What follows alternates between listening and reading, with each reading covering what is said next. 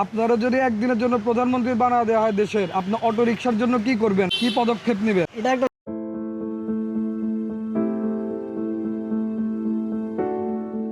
আমরা প্রতিদিন রিকশায় উঠি, ভাড়া দেই, নেমে যাই, কিন্তু এই হ্যান্ডেলের পিছনেও একটা গল্প আছে।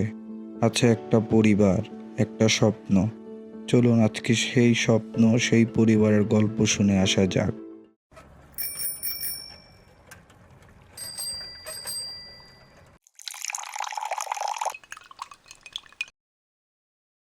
ওয়ালাইকুম ভাই, কেমন আছেন? ওয়ালাইকুম আসসালাম ভাই, ভালো। আপনি? এই তো আলহামদুলিল্লাহ ভালো ভাই।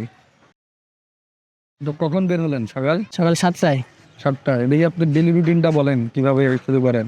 এই 7টা থেকে 10টা সকাল, পরে আবার বিকাল 3টা থেকে রাত 8টা পর্যন্ত আর কি। আপনার পরিবারে কে কে আছে?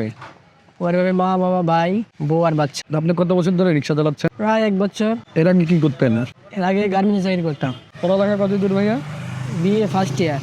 তো সকাল 7টা বাজে বের হন। হ্যাঁ। 7টা বাজে বের হয়ে কয়টা পর্যন্ত চালান? 11টা। তারপর একটু রেস্ট নেন না? হ্যাঁ। তারপরে কিভাবে কি করেন? তারপরে গাড়ি চার্জে দিয়ে দুপুরে খাওয়া দাওয়ার পরে আবার 3টার দিকে বের হই। রাস্তাঘাটে রিক্সা চালাতে সমস্যার মুখোমুখি হন না? সমস্যার মধ্যে হয় তো, অনেক কিছু মুখোমুখি হই মাঝে যেমন মাঝে। ভাই ওই যে দেখি গাড়িওয়ালারা অটোওয়ালাদেরকে দেখতে পারে না, এটা কেন ভাইয়া একটু বলেন তো? এটা মনে করেন অসাবধানতার জন্য, অনেকে অনেকভাবে চালায়, স্পিডে চালায়, রং সাইডে চলে যায়, এই জন্য বেশি সমস্যাটা হয়। সবসময় কি অটোওয়ালাদের দোষই হয় নাকি গাড়িওয়ালাদেরও মাঝে মাঝে দোষ থাকে?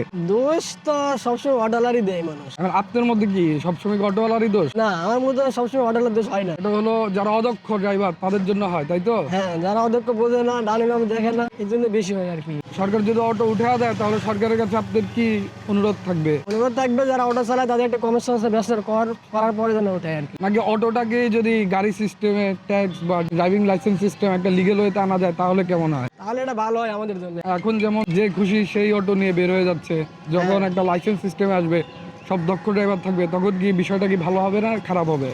হ্যাঁ, ওটাই ভালো হবে। লাইসেন্স থাকবে, ড্রাইভিং প্রশিক্ষণ থাকবে, একটা নিয়ম থাকবে, ভালোই হবে ওটা। ভাইয়া, ছোটবেলা আপনার কি হওয়ার স্বপ্ন ছিল? ছোটবেলায় একটা চাকরি করার স্বপ্ন ছিল সরকারি। আপনি বিয়ে করছেন কত বছর হলো? 4 বছর। আপনার মেয়ের বয়স কত? মেয়ের বয়স 10 মাস। নাম কি রাখছেন? সুমাইয়া জান্নাত। আপাতত আপনার সব থেকে বড় স্বপ্নটা কি? একটা ব্যবসা করা আর কি। আপনি তো বিয়ে পর্যন্ত পড়ালেখা করেছেন শুনলাম, বিয়েটা কমপ্লিট করা হয় নাই আর? না, কমপ্লিট করা হয় নাই। কেন কমপ্লিট করা হয় না কেন? এই সংসার চাপে লেখাপড়া আর করা হয় নাই। আপনার কি পড়ালেখা করার ইচ্ছা আছে এখনো? ইচ্ছা তো এখনো আছে। তোমার সব থেকে কষ্টের দিনের কথাটা বলো। একটা দিন বলতে আমি একদিন রিক্সায় রাতে বের করেছিলাম 6টার দিকে। পরে এক লোক বলে 10 নম্বর যাবো। 10 নম্বর যাওয়ার বলে আমাকে 500 টাকা দাও, দিতেছি। পরে ফলপেটে যাওয়ার পর 500 টাকা নিয়ে পর আর আয় নাই। আমি রাত 10টার মধ্যে বলেছিলাম, তারপরে সে আসে নাই। এটাই সবচেয়ে কষ্ট আমার রিক্সা চালানোর বয়স। চিন্তা করে দেখছো, 7 টাকা খেয়ে চলে গেছে। তোকে সুখের একটা দিনের কথা বলো, সুখের কথাও শুনি। সুখের দিন বলতে আমার সুখের দিন ছিল মার্কেট থেকে গেলাম, মার জন্য জামা কিনে নিয়ে গেছিলাম, সেটা মা অনেক খুশি হয়েছিল। এটাই আমার সবচেয়ে সুখের দিন ছিল। আপনারা যদি একদিনের জন্য প্রধানমন্ত্রী বানা দেওয়া হয় দেশের, আপনি অটো রিকশার জন্য কি করবেন, কি পদক্ষেপ নেবেন? এটা একটা লাইসেন্সের ব্যবস্থা করে দেবো আমি, কারণ এটা তো অনেক কর্মজীবী রয়েছে, অনেক পেশার মানুষ রয়েছে, ওদের ড্রাইভার ট্রেনিং এর ব্যবস্থা করতে হবে, এটা লাইসেন্সের ব্যবস্থা করতে হবে। এই ভিডিওটা যারা দেখতেছে তাদের উদ্দেশ্যে আপনি কি বলতে চান? বলতে চাই যারা লেখাপড়া করেন, ভালো করে লেখাপড়া করেন, লেখাপড়া যেন না ছাড়া হয়, নাহলে ছাড়লে আমাদের রিক্সা চালানো লাগবো। মা বাবার কথা ঠিক মতো শুনবেন, এটাই আর কি। So that is all for today's চা নাস্তা। আমরা হচ্ছে সাগর ভাইয়ের স্টোরি শুনলাম। আবারও ফিরে আসবো অন্য কারো সিনেমা নিয়ে। Stay humble, stay safe. আল্লাহ হাফেজ। এই রিক্সা শুধু একটি 3 চাকার যানবাহন না, এটা একটা স্বপ্ন, এটা একটা গল্প, এটা একটা কষ্ট এবং একটি পরিবারের উপার্জনের উৎস।